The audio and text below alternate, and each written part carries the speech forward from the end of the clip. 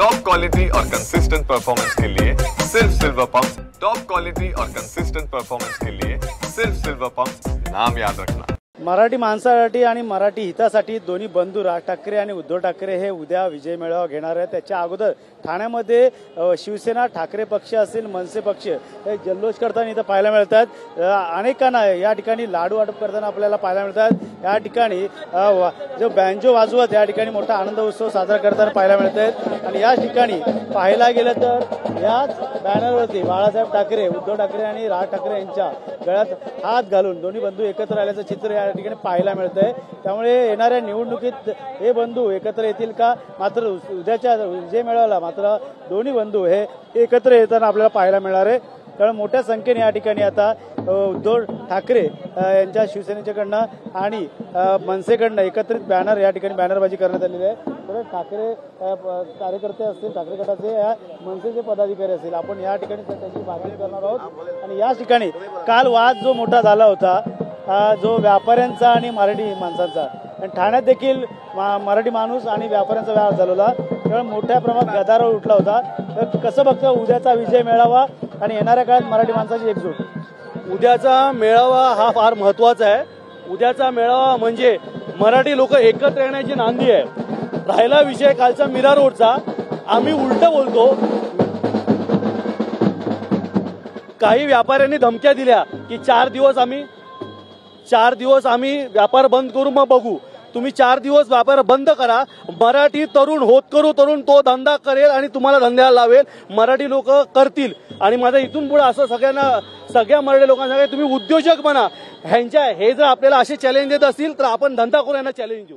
नक्कीच पाहायला गेलं तर दोन ठाकरे बंधू एकत्र येणं म्हणजे महाराष्ट्राच्या हितासाठी असेल, आगामी निवडणुका असेल, त्यामुळे कुठेतरी महायुतीला मोठा फटका बसू शकतो उद्याचा विजय मेळावा। प्रश्नच नाही। या नवीन जीआरच्या संदर्भामध्ये हिंदी लादणं हा जाणीवपूर्वक विषय होता। याच्यामध्ये भारतीय जनता पार्टीने फक्त मुंबई महानगरपालिकेचा वर डोळा ठेवून हा जीआर जाणीवपूर्वक काढला आणि या जीआरची सत्व परीक्षा बघितली, झाला पास तर झाला। परंतु आदरणीय उद्धव साहेब आणि आदरणीय राज साहेब यांनी दोघांनी नेत्यांनी या मुद्द्याविषयी प्रखर भूमिका घेतली।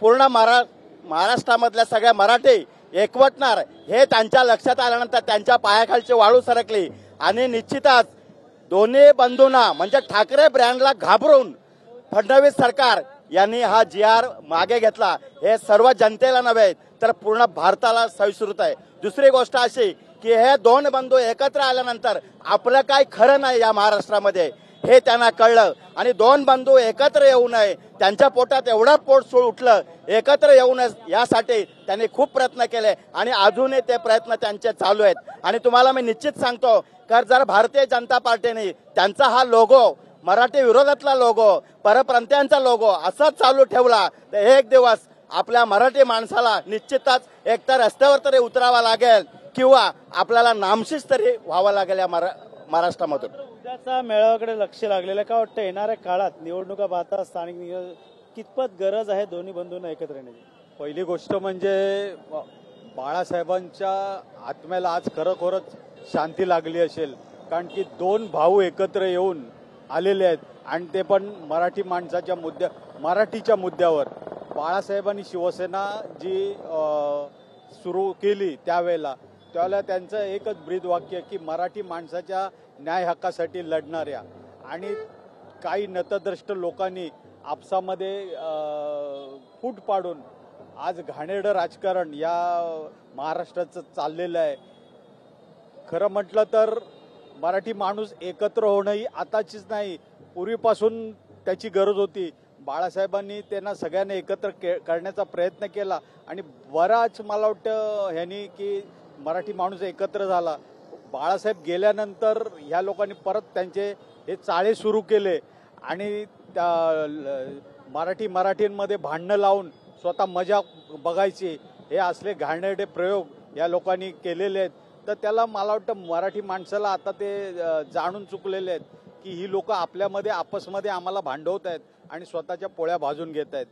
काय संबंध आहे ह्याच्यामध्ये 3 भाषेचं हे करण्याचं? आज तुम्ही 3 भाषेचं म्हणता, मात्र काही ना अजून विचारू, ह्या बोर्डवर लिहिलेलं आहे की ओढ लागली होती हिंदीची सरकारला, त्यामुळे कुठेतरी आता महायुती सरकारने हा दोन्ही भाषेचा जो GR जो आहे तो रद्द करण्यात आलेला आहे. त्यामुळे येणाऱ्या काळात का वाटतं हिंदी आणि मराठीवरनं वाद होण्याची शक्यता? निश्चितच ओढ लागली हिंदीची सरकारला. याच्यामध्ये त्यांनी परप्रांतीय जे आहेत त्यांना खुश करण्यासाठी त्यांनी हा हिंदी हा शब्द वापरलेला आहे.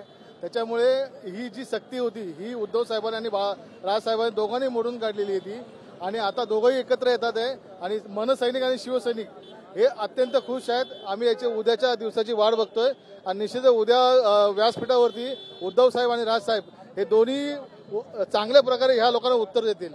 ओढ लागली दोन भावाची असं देखील या बॅनरच्या माध्यमातून सरकारला डिवसण्याचा प्रयत्न केला. बरोबर आहे. उद्याचा हा दिवस आमचा ऐतिहासिक दिवस आहे. सन्मान्य दोन नेते हे पुन्हा एकत्र येतात. बंधू पण येते. त्याच्यानंतर जो आमचा ब्लॅक डे साजरा करणार आहे उद्या जो वकील गुणवर्ते त्यासारख्या माणसाला पण ही मोठी चकप्राक आहे की आज दोन्ही माणसं एकत्र, दोन्ही बंधू एकत्र. अख्ख्या महाराष्ट्रात मराठी जनाचा विजय आहे. आज मराठी जनता एकत्र येते. भारतीय जनता पार्टी सारख्या लोकांना आवडत नाही, वाटत नाही की एकत्र यावं म्हणून. त्यामुळे त्यांच्या पुढचं चालूच आहे त्यांचा की ह्यांच्याकडून कसं जोश कसा असणार आहे युवांमध्ये देखील. नक्कीच उद्याचा जल्लोष जोरात असणार आहे आणि ते काय सांगायची गरज नाही. मराठी जनता आतापासूनच यायला लागले मुंबईमध्ये. लांब लांबून लोक नाशिक नगर ह्या साईडच्या इकडनं यायला लागलेले. त्यामुळे लोक आता खूप खुश आहेत. लोक जनता येते, युवा जनता आतापासून निघाली आहे मुंबईला यायला. नक्कीच लाडू वाटप करतायत. हो. लाडू आता सध्या तुम्ही मराठी लोकांना देखील सर्वांना भरवताना हो नक्की पाहायला गेलं. हे त्यांच्या हे तुम्हाला सांगतील. हे मित्र आहेत आमचे. हे राहायला इकडेच आहेत, नौपाड्यामध्येच आहेत राहायला.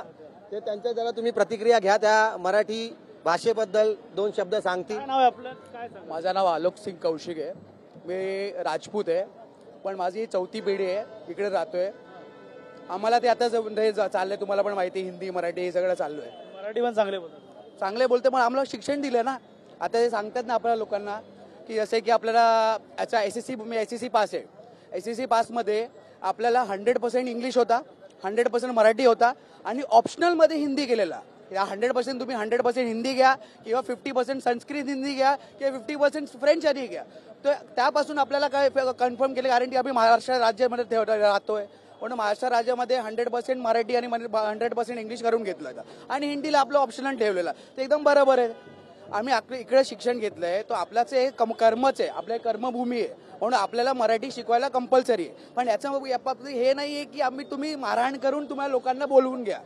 आता जे लोक इकडे जन्म गेले त्यांचं कंपल्सरी त्यांना स्वतःला ऐकायला पाहिजे की तुम्ही त्या इकडे राहताय. मेळाव्यात तुम्ही देखील हजेरी लावणार?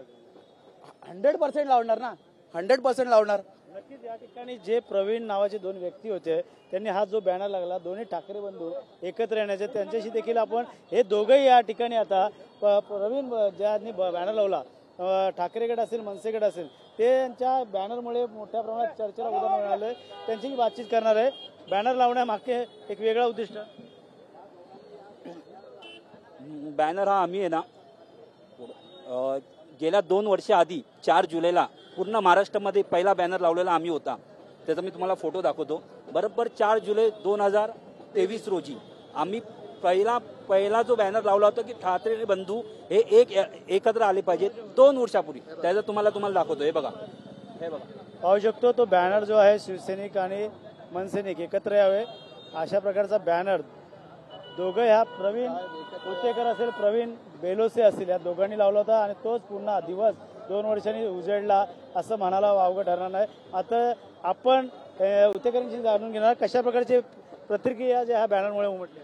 खरं बघायला गेलं तर हा महाराष्ट्रासाठी एक दुसरी दिवाळीच आहे आणि हा आनंदोत्सव आहे. उद्या जो साहेबांनी जे सांगितलंय की मराठी लोकांनी एकत्र या आणि मराठी लोकांनी एकत्र याच्यासाठी या की आपली मराठी वाचली पाहिजे. आज सरकारने जो GR काढला हिंदी सक्तीचा तो GRची आपल्याला आवश्यकता नाहीये. आम्ही लहानपणापासून आम्हाला 5वी पासून हिंदी होती. आता तुम्ही माझ्याशी हिंदीत बोललात तर मी हिंदीत बोलू शकतो ना. पाहिजे तशी प्रॉपर हिंदी बोलू शकतो. सक्ती करायची गरज नाहीये. आज माझी लेक 2रीला आहे. आज ती इंग्लिश शिकते, मराठी शिकते, हिंदी शिकते. 3 भाषा एका 8 वर्षाच्या मुलांसाठी 3 भाषा योग्य नाहीयेत. आम्ही स्वतः अभ्यास घेतोय मुलांचा आणि मुलांना अ चा आ कसा करायचा ते समजत नाहीये, म चा मा कसा करायचा ते समजत नाहीये. आणि तेच बघून ठाकरेंनी आवाज उठवला आणि ठाकरेंनी जो आवाज उठवला तो सरकारपर्यंत पोहोचला आणि सरकारला तो GR मागे घ्यावा लागला. 2 जणांनी 2 प्रवीण हे एकत्र येऊन हा जो 2 वर्षापूर्वी बॅनर लावला होता तसाच पुन्हा आता बॅनर या ठिकाणी झळकत आहे। त्यामुळे 4 जुलैची तारीख होती 2 वर्षांनी, आता उद्याचा 5 जुलै आहे। त्यामुळे महाराष्ट्रातील मराठी माणसांसाठी एकत्र यावं यासाठी या दोन्ही बंधूंनी एकत्र उद्याचा रोजगार, उद्याचा जो मेळावा आहे विजय मेळावा आहे आणि विजय मेळाव्यामध्ये आता मोठ्या प्रमाणात त्या ठिकाणी दोन्ही बंधू ठाकरे बंधू एकत्र येताना आपल्याला पाहायला मिळत। त्याच्या अगोदर ठाण्यामध्ये जल्लोषाचं वातावरण आपल्याला पाहायला मिळत आहे। कॅमेरामन अजिंक्यसह गणेश सोरा, TV9 मराठी, ठाणे।